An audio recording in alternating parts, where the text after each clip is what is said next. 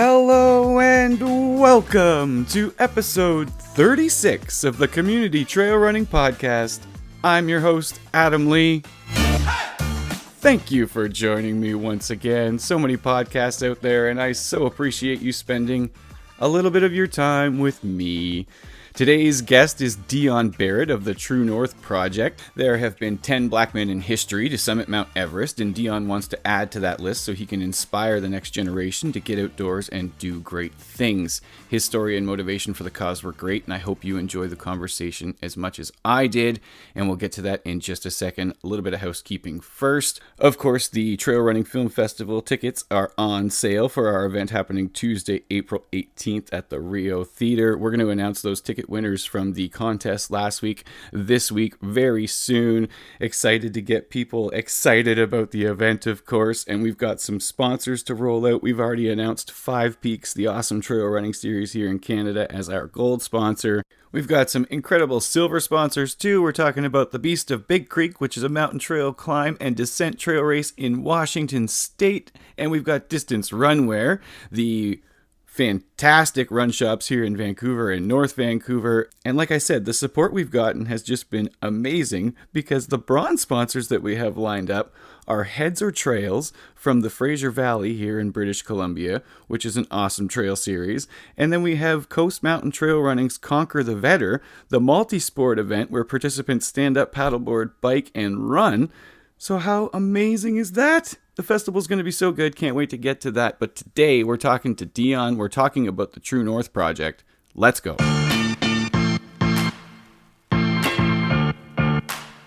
Today's guest is Deon Barrett of the True North Project. Deon and his True North Project are UK based, and he launched back in January of 2022.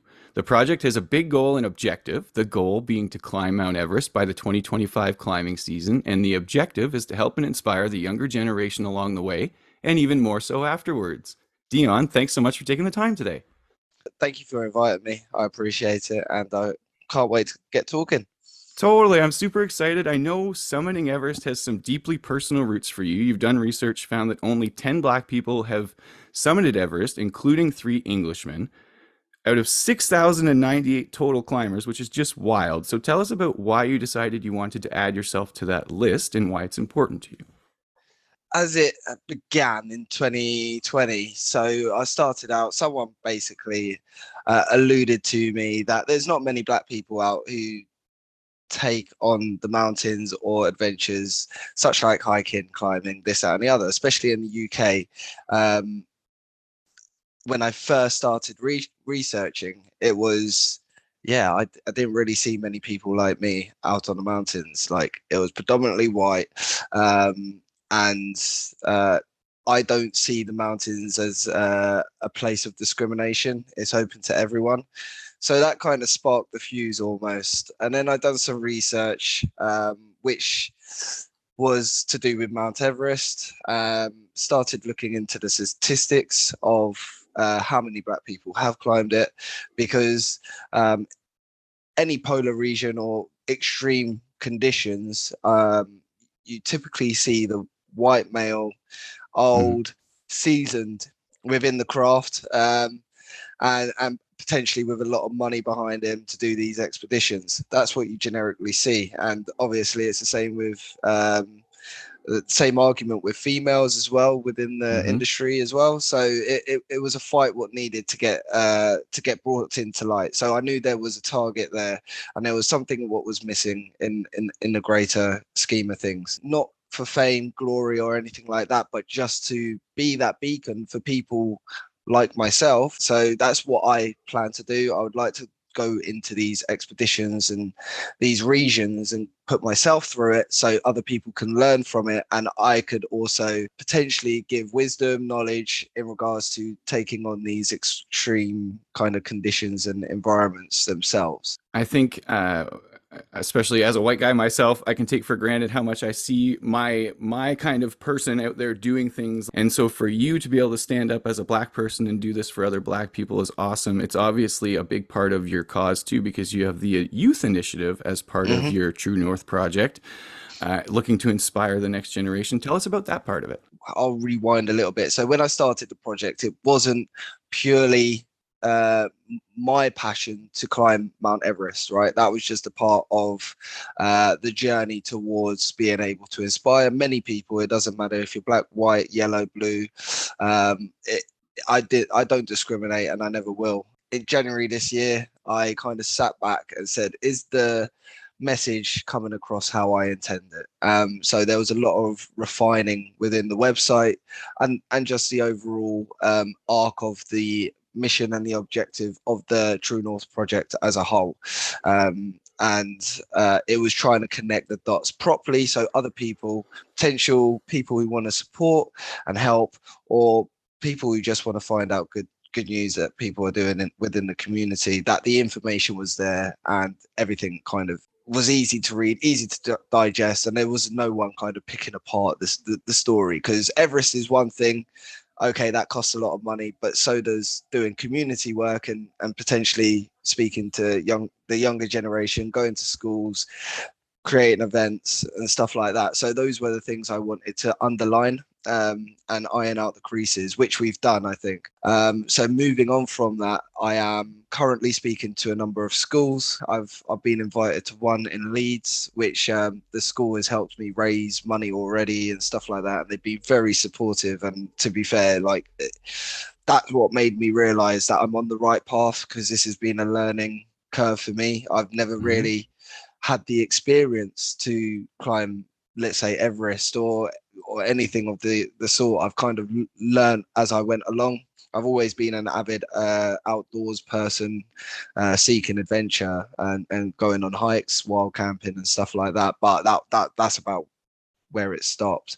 So again, the journey, I think, is very important, especially when it comes from a personal standpoint, in my upbringing, and the answers and the questions that I had for myself took me down a very narrow, dark path, which I fortunately came out the other side and being able to transpire almost and look at things in a positive way. But there's not a lot of people of inspiration doing that for the younger generation, especially within the outdoors community. So that's what I wanted to do. I wanted to open the doors, talk from a personal standpoint and the experience, and show them that they can find their own passion within the outdoors, because I have, and I would like other people to really home back into Mother Nature, if that makes sense. So yeah. Deon just sort of covered the surface of what he's wrote on his website as well. I know you actually had attempted suicide when you talked about going down that dark path, and the outdoors has been very therapeutic for you. So I can see why you'd want to pass that on to the next generation.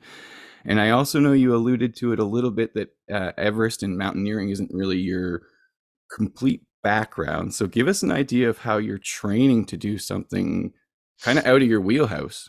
Yeah, so I suppose I'll start where the dark path of, like, so as a kid I was very like unaware of my own personality, my persona, who I didn't I had an identity crisis, along with racism, bullying, and the rest of the stuff what people probably go through in little segments through school or whatever. It kind of felt like I was going through it all at once. And a lot of people have said how have I kind of come out the other side is quite amazing. I've never really seen it that way. I've just dealt with it.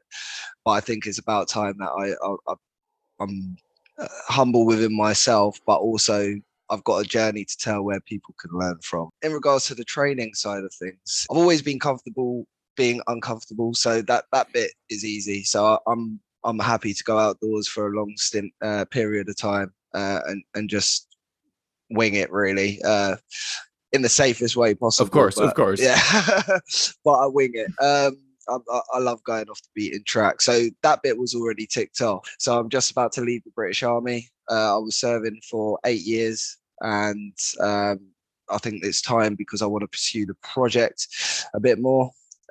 It's time that I leave the army in order to follow the project and put more effort into it. So I've got a bit of background within training and arduous courses, I guess. And I've always taken that to my own personal life outside of the army, challenged myself or helped people on their challenges as well. And October 22, I put together for October 22 a series of mountains within the Welsh landscape.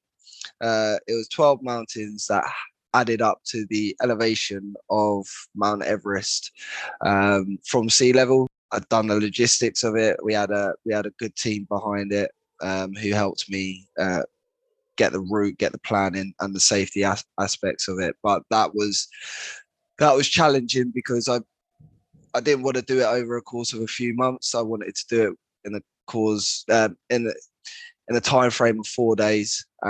And my mates kind of gave me the side eye, like, not again, Deon. Why do you keep doing this to us? We're going to help you, but I just always have to go that little bit further. I guess that's just me.